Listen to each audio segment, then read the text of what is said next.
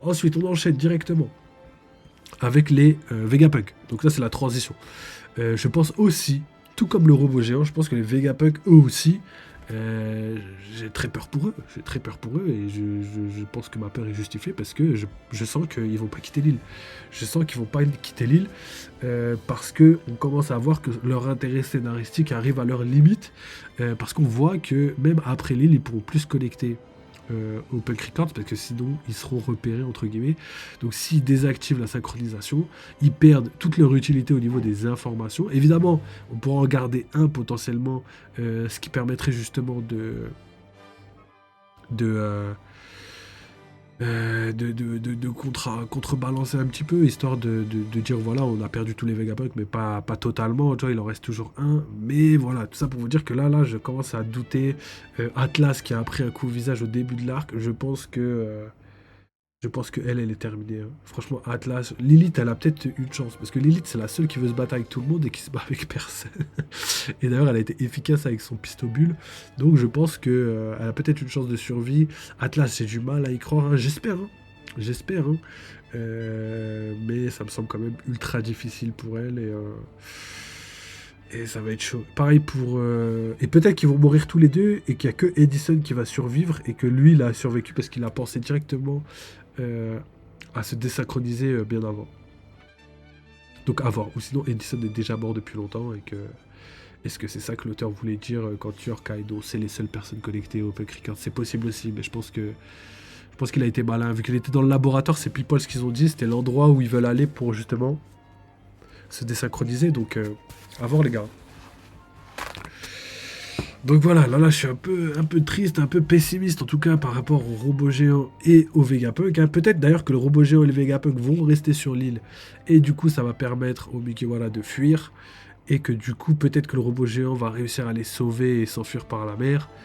Ce qui est possible d'ailleurs, rappelez-vous, la première fois qu'on a vu euh, le Vega Force One, c'était dans l'eau. Donc peut-être que voilà, un parallèle du début et de la fin de l'arc. Au début, on voit le Vega Force One dans l'eau et à la fin, on voit le robot originel, donc le robot sur lequel le Vega Force One a été inspiré, tu vois, sur lequel il s'est inspiré pour sa création. Ça ferait un joli parallèle, voilà. Donc, Vega Force One au début dans l'eau, à la fin, robot géant dans l'eau. Vous avez capté le parallèle possible entre tout ça. Donc voilà, pour les Vegapunk, je doute. Ensuite, on va parler des pouvoirs de Bonnie. Donc voilà, les pouvoirs de Bonnie, je vais faire très vite, hein, parce qu'il n'y a pas trop de trucs à dire, mais voilà, il y a une limite aux pouvoirs de Bonnie, c'est ce qu'on voulait, c'est ce que j'attendais d'Oda. J'avais peur qu'il me déçoive sur le fait qu'il crée un personnage beaucoup trop puissant, qui a 12 ans, et qui est capable de faire ce que Luffy a dû faire en 19 ans, quoi. Donc ça aurait été vraiment, vraiment, vraiment, vraiment trop dommage que... qui gâche comme ça le pouvoir de Nika, etc., etc. Mais les gars, comme d'habitude, je vous dis, les gars, faites-lui confiance. Oda maîtrise parfaitement son œuvre. J'aurais même pas dû douter, tu vois, de lui parce que je savais qu'il allait faire quelque chose de carré, de quali. Pour moi, c'était logique. Donc j'ai réfléchi au côté dualité qu'il y aurait pu y avoir entre Bonnie et Nika, enfin le côté dualité autour de Nika. Mais Oda, il a dit non, vous inquiétez pas, tout se passe comme prévu, hein. J'ai juste fait Bonnie parce qu'elle était fan de Nika depuis qu'elle était enfant, elle voulait se transformer en elle, et aujourd'hui, en lui, et aujourd'hui elle est transformée. Basta, point barre, on s'arrête là, il n'y a pas de plus, tu vois. Ça sert à rien de discuter plus longuement, on est, on a fait le tour. Donc ça c'est trop cool. Pourquoi? Parce que voilà, je voulais. C'est pas méchant contre Bonnie, je l'aime bien, mais je voulais pas qu'elle puisse égaler Luffy. Je veux que Luffy il soit tout seul là dans sa planète au loin là, et qu'il soit l'incarnation de Roger en mieux, et qu'il soit l'homme le plus puissant, le plus voilà, qui représente le mieux la liberté. Je voulais pas qu'il y ait quelqu'un d'autre, et voilà, c'est bien fait, c'est carré et tout. Donc voilà. Du coup, est-ce que Bonnie pourrait rejoindre l'équipage des chapeaux de paille? Évidemment, bien sûr qu'elle pourrait rejoindre l'équipage des chapeaux de paille, hein, c'est pas mon avis personnel, hein, mais c'est quelque chose qui pourrait arriver très facilement et qui me dérangerait pas trop non plus. Donc on l'a vu, c'est la limite de ses pouvoirs, donc voilà, elle, ça va être sur le côté endurance que ça va pêcher au niveau de sa transformation, et pareil au niveau de son pouvoir. Ce sera pas le même pouvoir que Nika, elle pourra pas faire un barrage Rangun ou je sais pas quoi. Elle pourra peut-être faire qu'une seule attaque ou une transformation très rapide et tout, qui se rapproche un petit peu du level de Luffy, mais de très très long. Tu vois, sinon ce serait trop facile d'incarner comme ça la puissance d'un empereur, ce serait trop facile. Donc là, voilà, elle peut mettre des vraies patates, tu vois, des patates vraiment puissantes, mais malheureusement, elle peut pas atteindre Luffy tout simplement. Elle peut pas atteindre le level de Luffy. Voilà. Donc voilà. Ça, c'est une bonne chose pour le manga. Je sais qu'il y a des gens qui auraient préféré le contraire, mais non, je préfère comme ça. Oda, je respecte son choix, là, pour le coup. Je suis trop content. Donc voilà, il a bien fait. Donc voilà, on a fait le tour. Évidemment, il y a plein de mystères déjà autour du nom du robot qui s'appelle Emmet. Hein. Donc je vous ai parlé de l'inspiration judaïque avec les golems.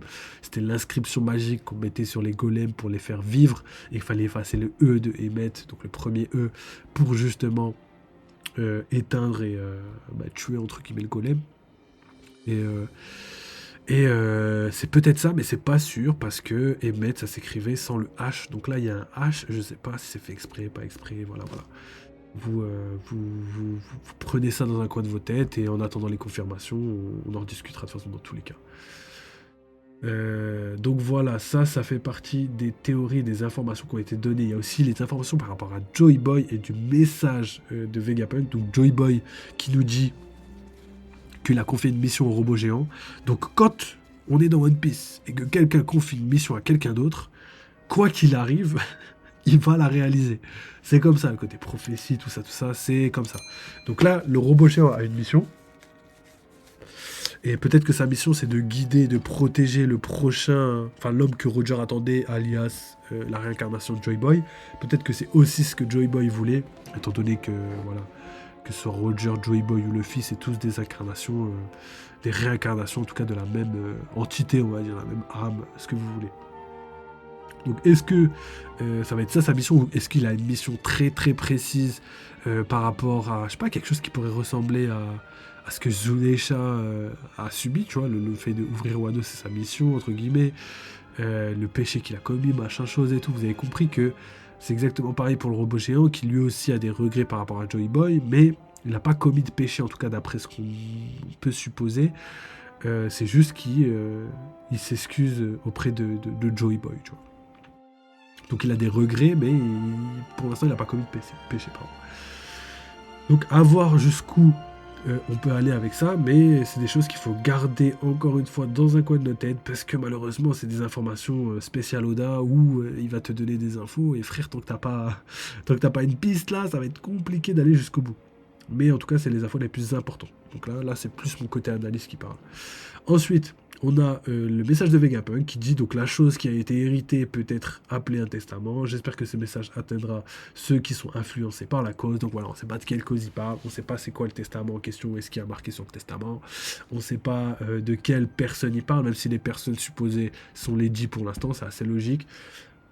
Peut-être que pendant le temps où c'était coupé, il parlait d'autre chose, je sais pas, de l'ancien royaume, je sais pas, mais voilà, tout ça pour vous dire que beaucoup d'informations, très peu de révélation. Et ça, c'est encore une fois mon côté analyse qui parle. C'est moi mon côté théorie. Donc voilà, ensuite, on est toujours dans le même tome. Pourquoi? Parce qu'on a vu Whole Cake Island avec Katakuri et les autres. On a même vu Vivi et Morgan, ainsi que... comment il s'appelle?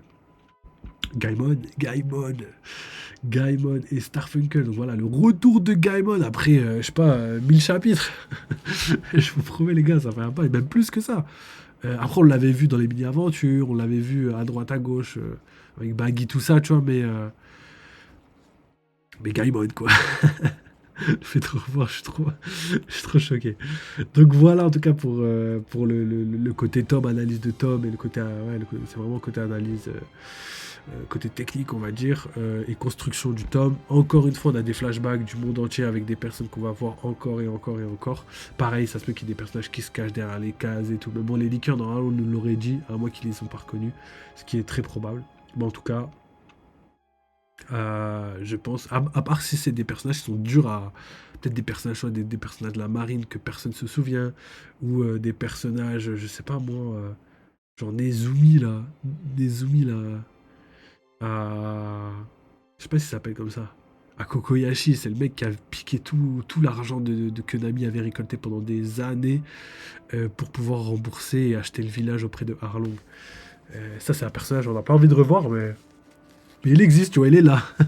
Et d'ailleurs, il y a des personnages qui sont même que apparus, si je me trompe pas, dans les mini-aventures, qu'on a vu quand même dans ce chapitre-là. Donc voilà, tout ça pour vous dire qu'on en voit du monde. Les seules personnes qu'on ne voit pas, c'est, je pense, les personnes qu'on peut pas voir dans le sens où on peut pas voir ce qui se passe actuellement et où ils sont, etc. Tu vois. C'est que c'est un problème de les faire arriver maintenant dans l'histoire parce que ça spoilerait la suite, tu vois. C'est pour moi les seuls personnages qui peuvent pas arriver tout de suite, tu vois. Genre, un truc basique, admettons, Kaido et Big Mom, ils sont pas tout à fait morts, genre, ils ont perdu un bras ou ils sont gravement blessés et qui doivent guérir et tout. Et qui sont sur une île céleste parce que le volcan a explosé, tu vois, un truc comme ça.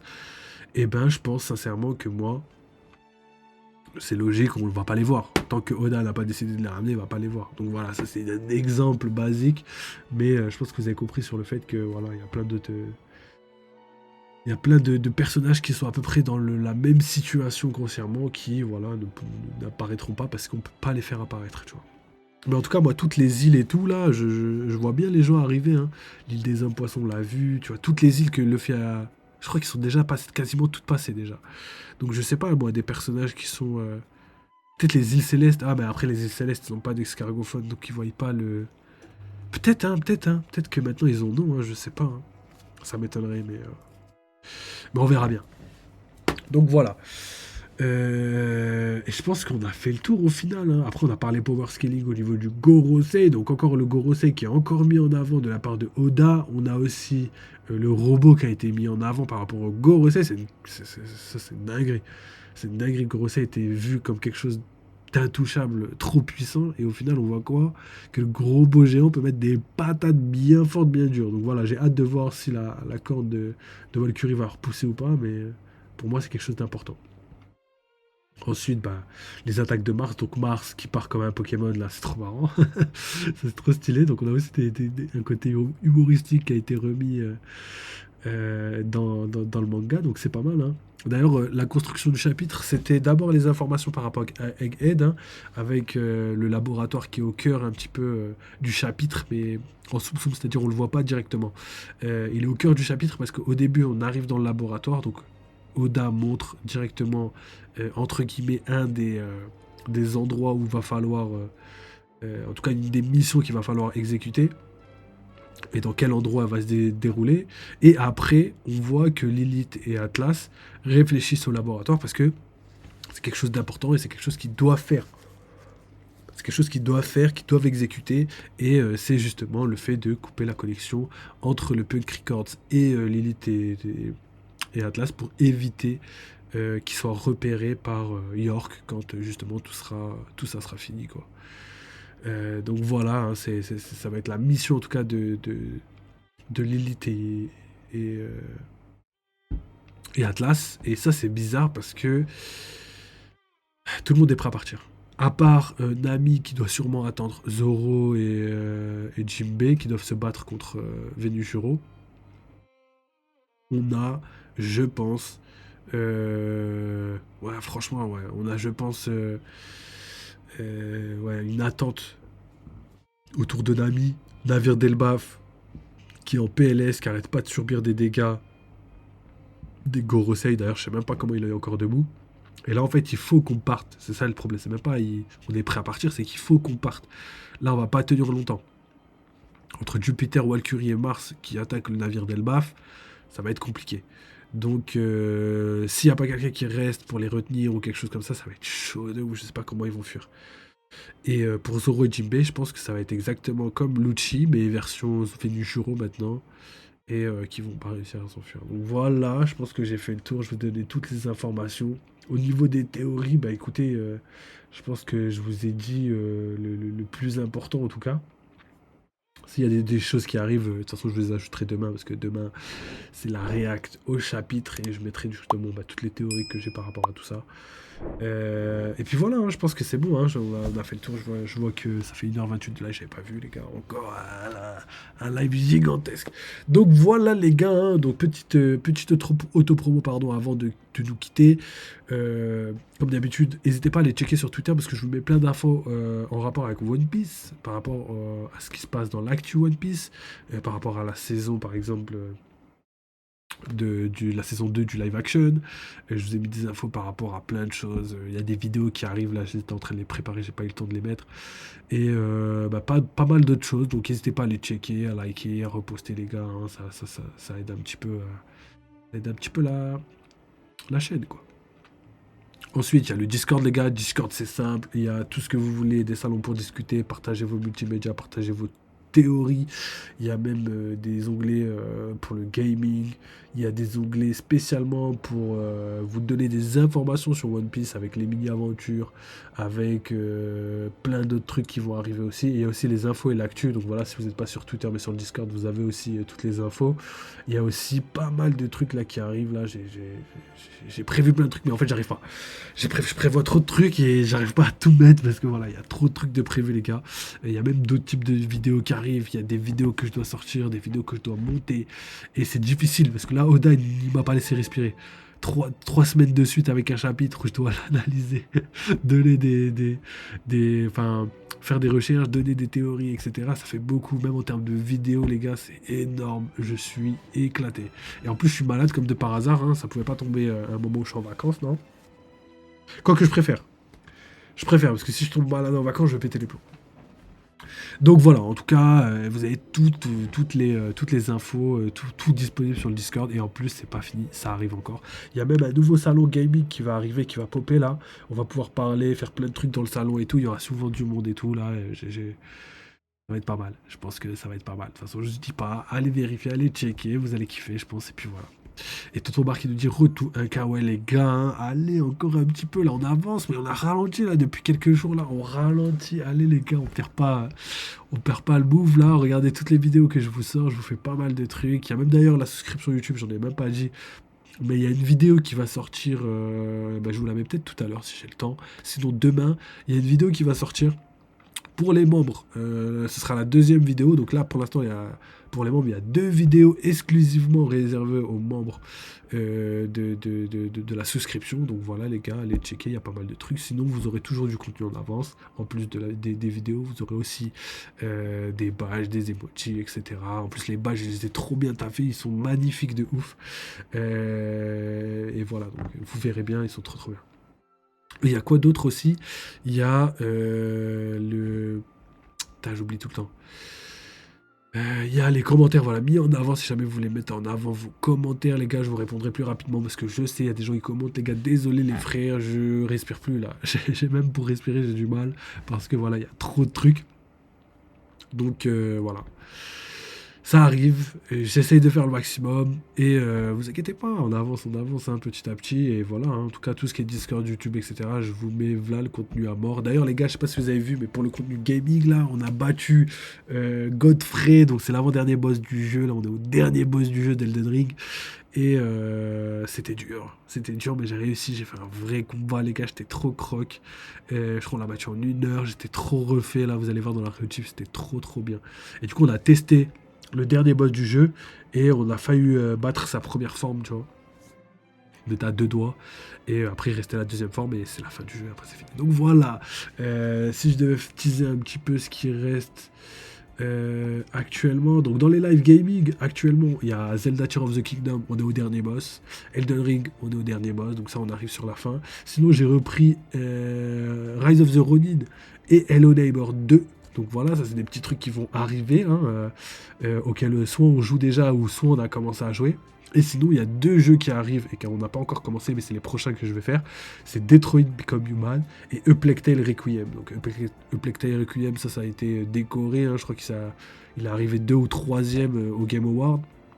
Et Detroit Become Human, donc voilà, c'est un jeu légendaire en rapport avec les IA et tout, donc c'est parfaitement dans l'air du temps. Donc voilà, un jeu grave stylé. D'ailleurs, il y a d'autres jeux qui arrivent, hein, comme par exemple des jeux qui viennent de sortir. Je vous ai parlé de Star Wars Outlaws. Il y a même un autre Star Wars là, c'est Jedi Fallen Order, mais le nouveau. Je sais plus comment il s'appelle. Le numéro 2, avec Cal, mais je me rappelle plus.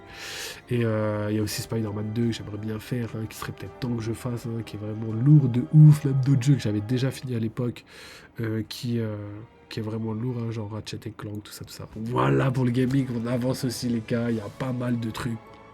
Donc voilà, si vous êtes encore là pour la team YouTube à ce moment de la vidéo, merci encore pour toute la support et pour tout ce que vous faites pour la chaîne. Et nous, on continue les gars, c'est simple, on avance petit à petit. Cet été, je vous prépare pas mal de trucs. Là, je vais essayer d'organiser 2-3 trucs pour que ce soit possible.